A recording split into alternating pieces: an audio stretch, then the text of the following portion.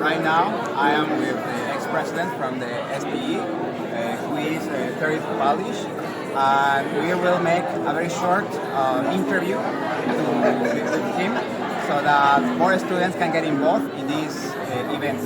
Good afternoon, Mr. Terry. Thank you so much for your time. It's my pleasure. The first question is, what is the SPE and which are the opportunities for students? So SPE is the Society of Petroleum Engineers. We're the professional society for the oil and gas industry. And so we're actually the largest oil and gas society. We're a global society. I think it's very important to understand that. We basically are, there's three main points to our mission. It's to connect. So what we want to do is we want to connect our SP members in the industry to technology so they can continue to learn. We want to connect our members to each other so they can network. And then connect our members to external stakeholders, so those people who also need our help outside our industry. And so that's what we do. And we do that on a global basis. We have members, we have 70,000 professional members all over 140 countries. Wherever there's oil and gas, there's typically a student or a professional section. Great, thank you for your answer. The next question is, how do you see the newer technologies such as artificial intelligence in an industry, and how is that gonna change your industry within the next 10 years? Yeah, good question. Artificial intelligence, data science, they're very, I think they're very important. But the way they're going to change is they're going to help us work smarter. Okay, a lot of people are worried about they're going to replace you or replace us. It's not so much that. It's like, think about your calculator. The calculator helps you calculate faster, so you can do more things. And that's what artificial intelligence and data science do. They help us be smarter. And so they help us analyze more data more fast. Of course, the computing power and the changing computing power helps that too. We can run reservoir models that have more grids because we have the computing capacity. So think of AI as a tool, something to help us. And by the way, it's very important.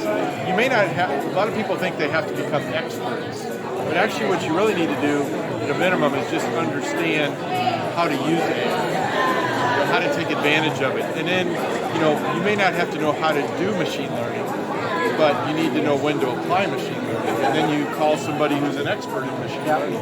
Yeah. That's actually what you told us. You don't necessarily need to know the area, but you need to know the person that can make it happen. Exactly. The next question is, which soft skills would you suggest that future leaders have in our industry so that we can better teamwork, we can better develop projects? Well, I see the soft skills broken down into several areas. First of all, technical writing.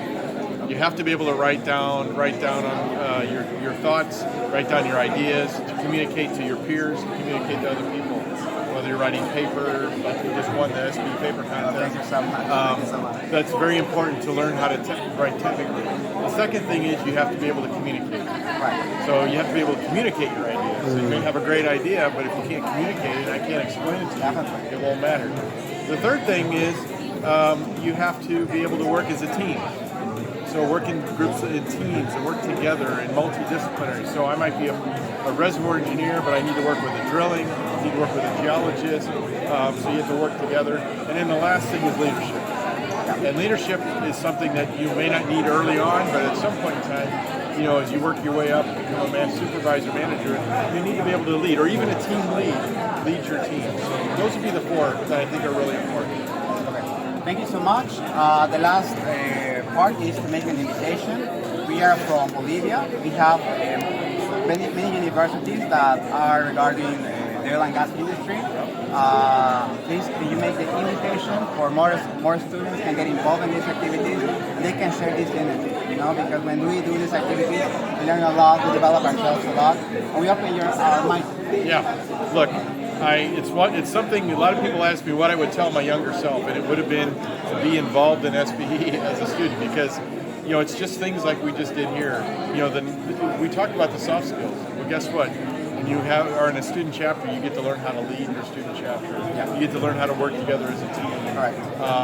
And you get to support each other. Right. And you get to do volunteer things where you're in a lot of students who volunteer in their communities and help others. So yes, I would encourage everybody to become a student member. It's free. And it just it opens up a lot of opportunities for you to get involved in the industry. So even if you're not in the industry yet, you get involved with SB and then you learn about the industry, and maybe that's something you want to do. Thank you so much, Terry, for your time. It's been a pleasure to meet you. A pleasure to have this event. God bless you.